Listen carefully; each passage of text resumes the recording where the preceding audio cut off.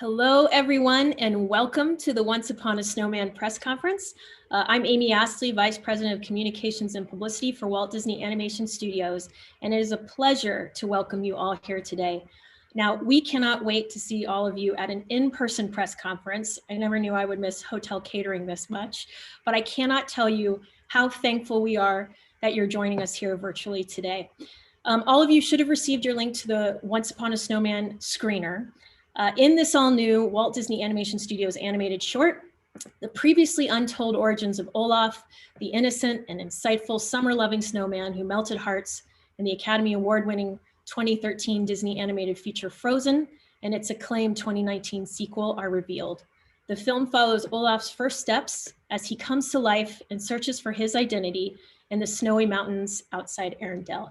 So here today with us are four of the key filmmakers for Once Upon a Snowman, folks that I consider myself lucky to call coworkers and colleagues.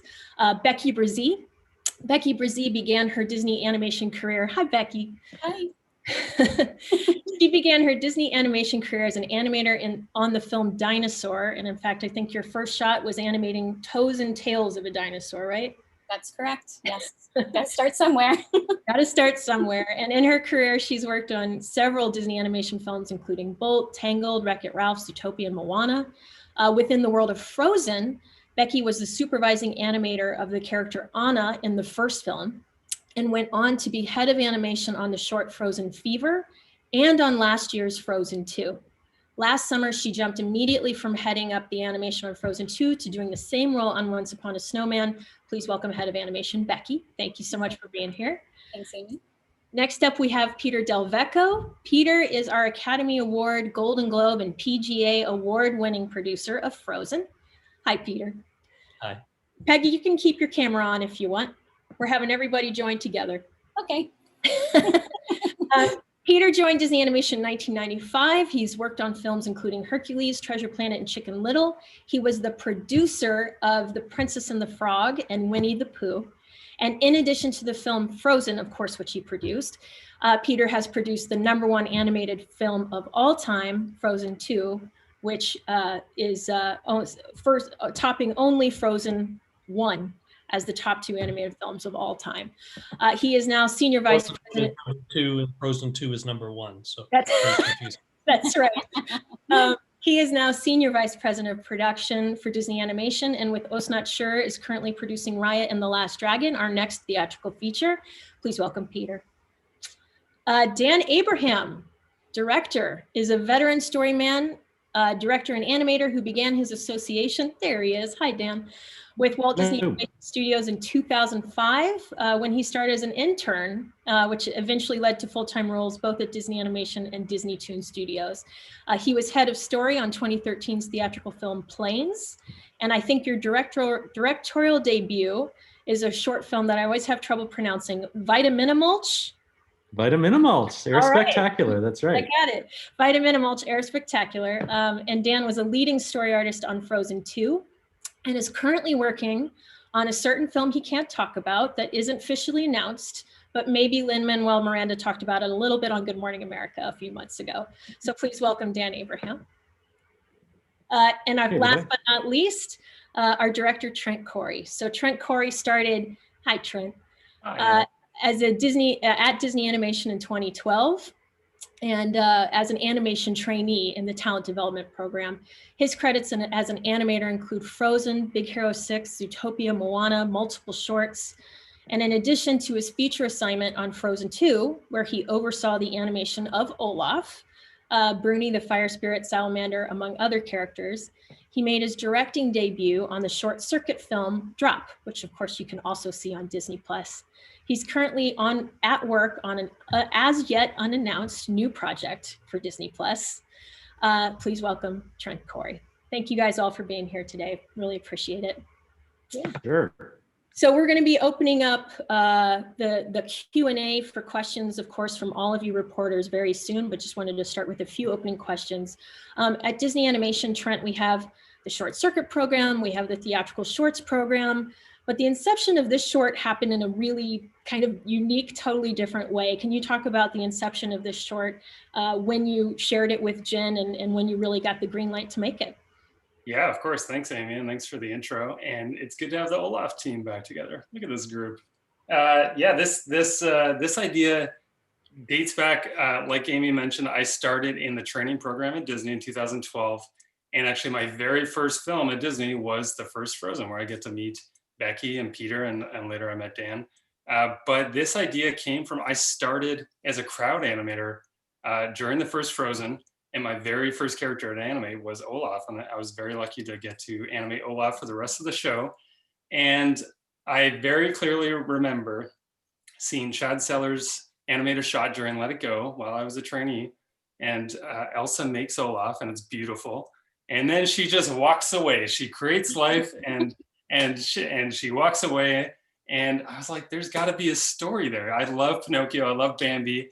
And I'm like, I want to see what Olaf's first steps are like. And we don't see him for another 20 minutes in the film. So I actually found sketches last week when I was moving of original ideas from 2013, little beat boards and writing and ideas of Olaf taking his first steps and learning about who he is. And, you know, cut to last year, Jennifer Lee, our fearless leader, stood on stage and said, we're going to be partnering with Disney Plus. And I thought right then that this is the perfect opportunity to have this short come out, 8 years later.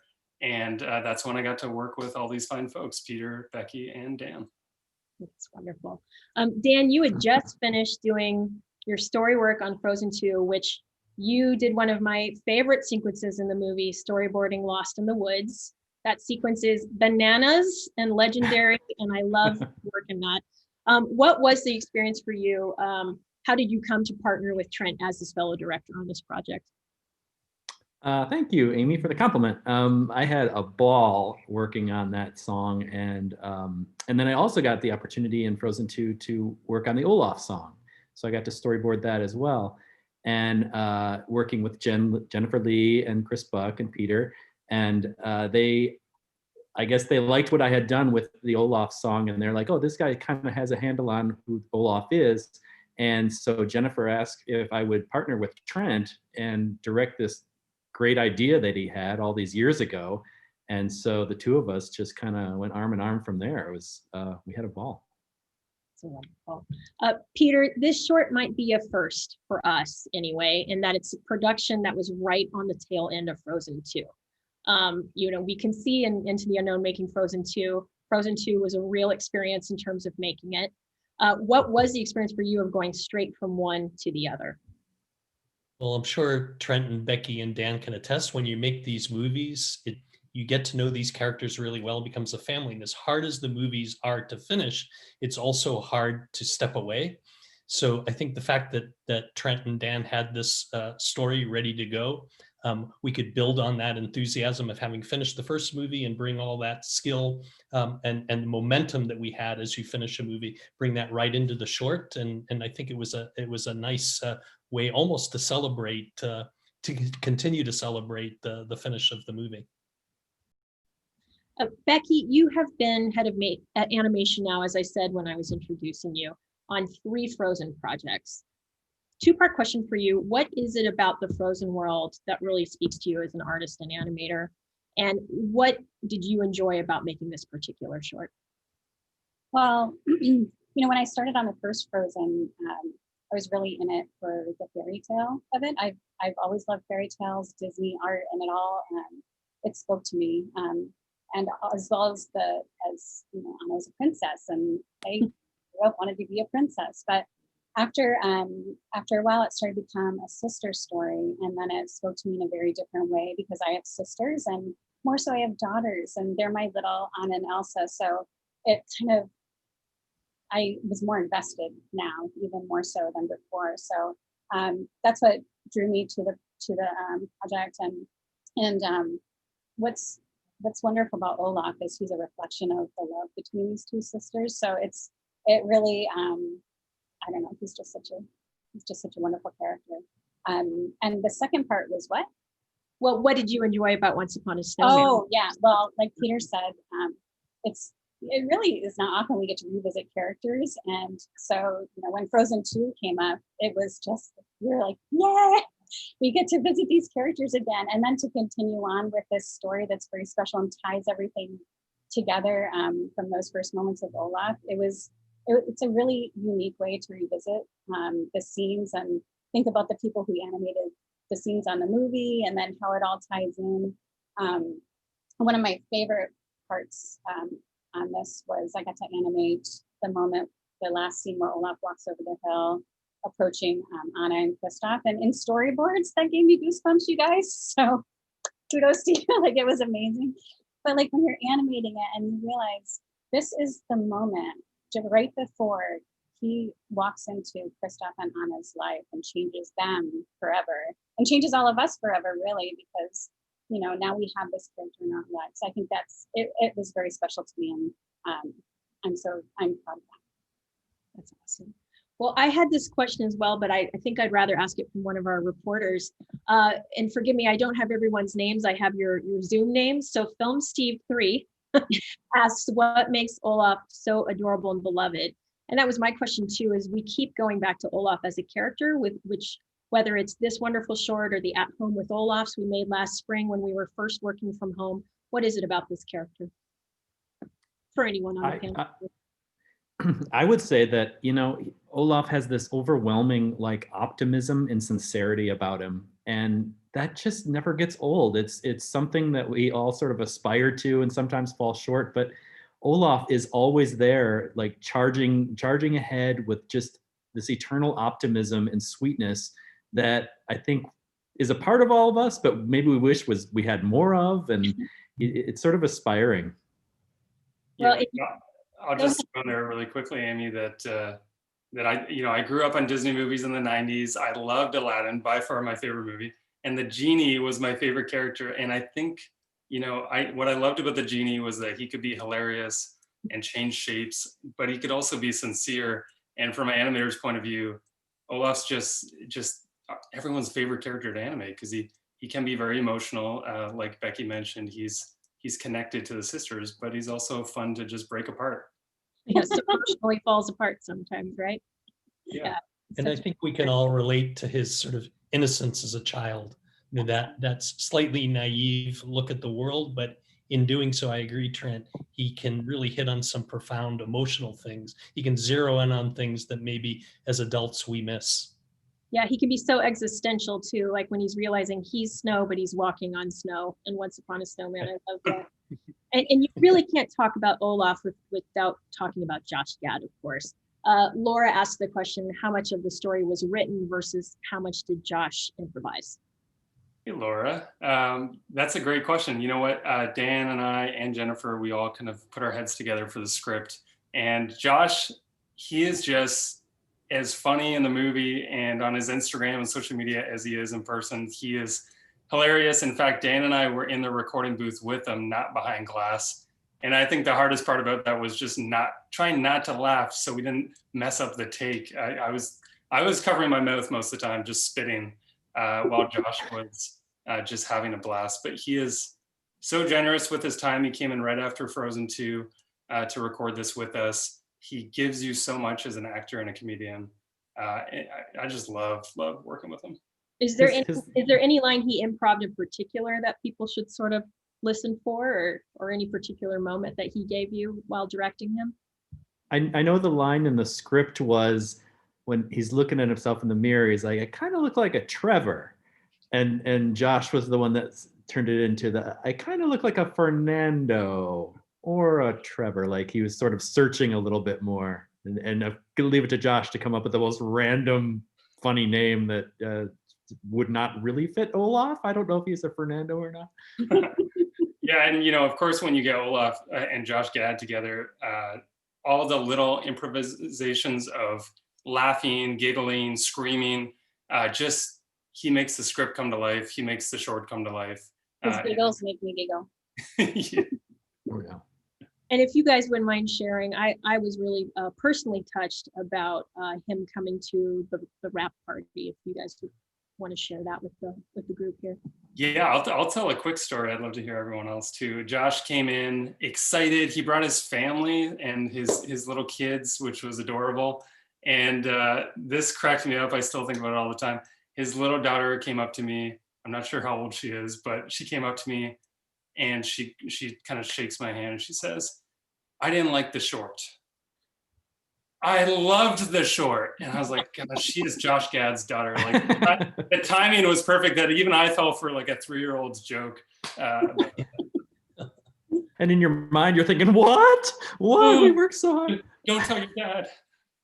I also liked how genuinely appreciative he was of all the work on the films, on the short. He often talks about the fact he gets to sort of be in front of the public a lot, but he very much recognizes all the work that is put into these films, the animation, everything, and it's a true partnership. Peter, it's a really good point that Josh, he comes and talks to the animation crew throughout the production of Frozen 2, and Once Upon a Snowman. The animators love him. He will just talk endlessly to the point where we're like, "Okay, Josh, we got to work. Maybe it's time to go." Yeah, he's very giving of his time. Yeah. Well, and Jeannie was his favorite character too. And I think we have a lot of voice cast actors and actresses we work with who have such a deep appreciation for what all of you bring to the films. But when Josh talks about it, what you each contribute and how this collaboration works, I think it's really special. We have a question, and really it applies to most of you because most of you did work on the first Frozen. What did it feel like, particularly on the heels of Frozen 2, to step back into the world of Frozen 1? And that comes from Mama's Geeky. Thank you for the question. It was easy. It was easy to want to. Yeah, we all became, our group of supervisors that go right onto Frozen or into Once Upon a Snowman, we know each other so well, and it's like you said, Amy, it's kind of like a family. And so it was this extra little bit of time we got to spend with each other and with the characters. So I was really excited about it. I agree with Becky. You get to the end of these productions, and they're a lot of work, as you saw in the Making of Frozen documentary. But you get to the end, and you're like, "Oh no, I actually don't want it to be over. I want to keep it going." So we kept it going, and then I think towards the end of our short, we're like, "Any other ideas? Let's keep this moving." I know it's fun too. Go ahead, Dan. I was just going to say off of what Becky was saying that like Becky and I went to college together. So we've been friends for 5 years now. No, we've been friends for a long time. So to be able to work together, I mean, and it's amazing. It's very, very cool. Okay, this question we have to ask, and I always appreciate when people ask it. Amy Folker asked, what are some of the fun Easter eggs we should be looking for in Once Upon a Snowman? Oh, well, there's a lot of little fun tidbits throughout the short because we're showing it from a different perspective, obviously. One of the ones I love is Oaken selling Anna's coronation dress. I want to buy Anna's coronation dress. It's for sale. I don't know if you can, it's pricey, Becky, it's pricey. I love the idea that, in the movie you see Anna walk out in her new, winter clothing to go up the North Mountain. And we get to show what happened to that dress and that Oaken made a small profit. For sure. Yeah, there's other little Easter eggs within the cards that he looks at. Olaf looks at in the stereoscope. There's a few different shots in there that people might be keen on from other films and that. Well, you can give one of those films if you want. What might people see in those postcards? You might see a Moana film shot in there. You might see a little Moana. A little Motunui action there. That's right. Then I think there might be a Tangled image. Is there? Yeah, I think so. Okay, I'll have to look for that one the next time. I mean, I think that is one of my favorite elements of the short. We've all been asking ourselves, how on earth did the snowman fall in love with summer? How did you guys arrive at that as an idea within this short? It's wonderful. Well, when really diving into what this short was going to be and how it was going to weave in and out of the first film, we watched the first film, especially the sequence, from when Elsa creates him during Let It Go to when Anna and Kristoff and Sven meet him in the forest. We watched that over and over and over and over and over again. And so, like, what little things can we weave in there that makes sense or that would answer questions or whatever? And one of them I always had was like, boy, he is obsessed with summer, yet he doesn't know he would melt. How does that work? How does he know what summer is? Like, he was just created and stuff. So there was a very logical explanation for that, and we see it in this little short. It kind of wrote itself. Like, it made sense that it would be in there. And all these little ideas, and I love that Dan was the one coming up with the stereoscope. I thought it was genius, and Oaken being the one to teach him. And I'll speak for all of us here and say we're all fans of the Frozen franchise, so it's fun for us to go find those little areas throughout the short to say, oh, we could show Anna here, or oh, we could have Kristoff singing "Reindeer Are Better Than People." Are there more untold Frozen stories in the works? And I'll throw that question to Peter. I think we're just happy that this short gets to have its debut on Disney Plus. We get asked that question a lot. I mean, clearly there's a real passion for the stories, for these sisters, for the whole family. But right now we're focused on other things. I'm focused on Raya. Jen is focused on running the studio, but we still love these characters. Yeah, that's the first time you've had that question, I think, right? We've never been asked about Frozen 3. No, never. I think that was the number one question on the press tour. For Frozen 2, right? Because it wasn't even out in theaters. Yes. They're being asked about Frozen 3, No. which I love. So we so appreciate the enthusiasm for it. What was Josh Gad's response when he was invited back to come back as Olaf for this? Well, like Peter mentioned, he's so gracious. He understands the process, better than any of us. He understands the collaboration, and he seems just always thrilled to play the character and to find new things to bring to the character. And I think he found some little unique things to bring to the short. That's wonderful. Shannon McGrew asks a question. Can you talk about designing Olaf, which of course happened years ago, but what were those challenges you faced, perhaps in that design specific to the short? Obviously, you were playing with what his nose might end up being quite a bit on this short, if you want to talk about that.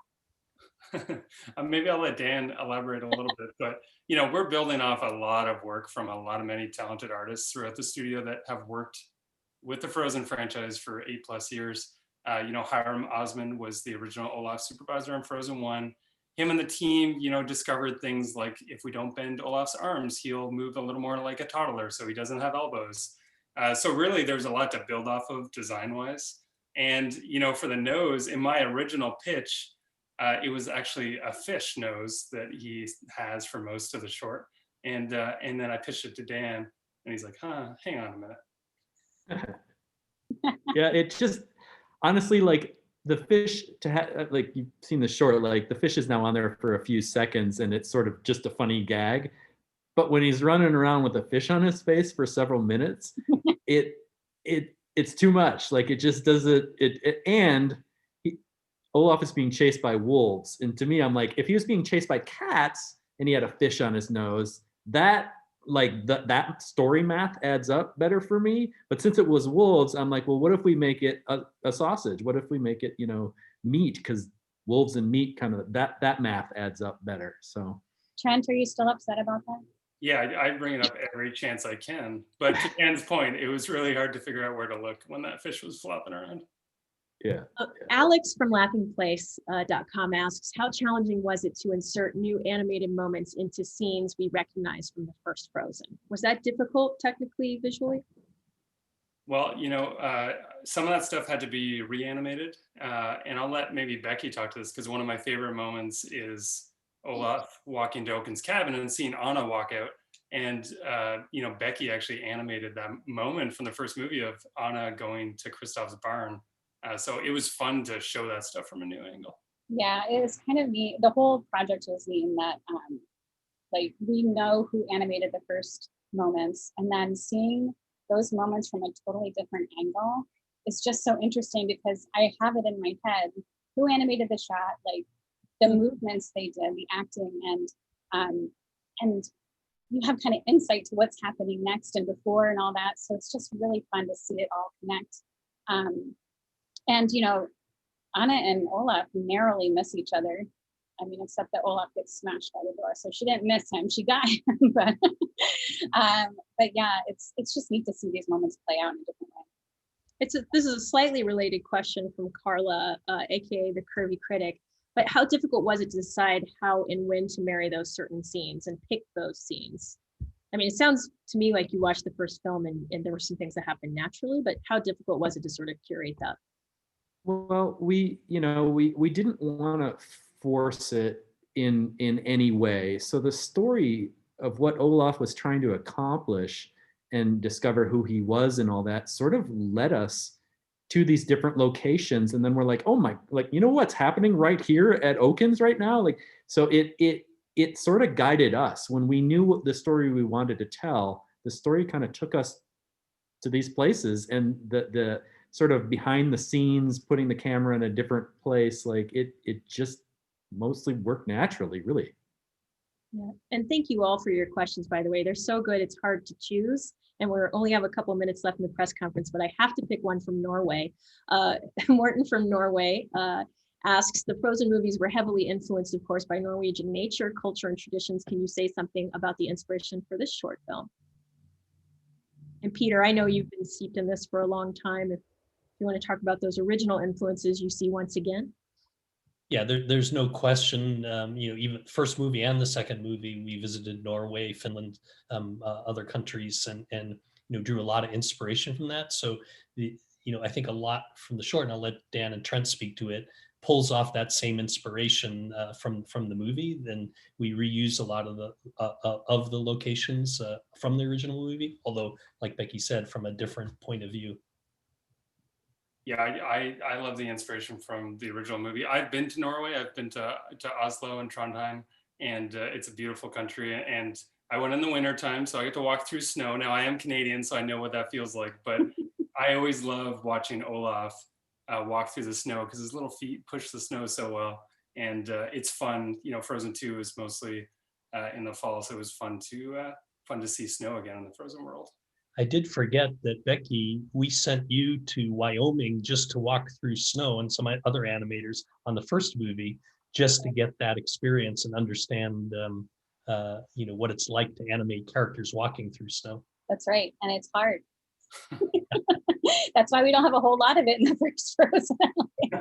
But yeah, the costume department made us a huge skirt with a underskirt and everything to try to show us how it might be for Anna to walk through the snow, and it's very hard to practice. But yeah, we learned a lot on that trip actually, and even the effects animators that were with us, they were filming how a snowball might work, and it kind of informed how they were going to figure out the snow for the movie. So, and Matterhorn came about. So. And well, it's just two more questions, quick ones. Jim Hill, hi Jim, asks if you only have so much screen time, of course, when it comes to a short. Were there any other off-screen moments for Olaf that didn't quite make it in this final version?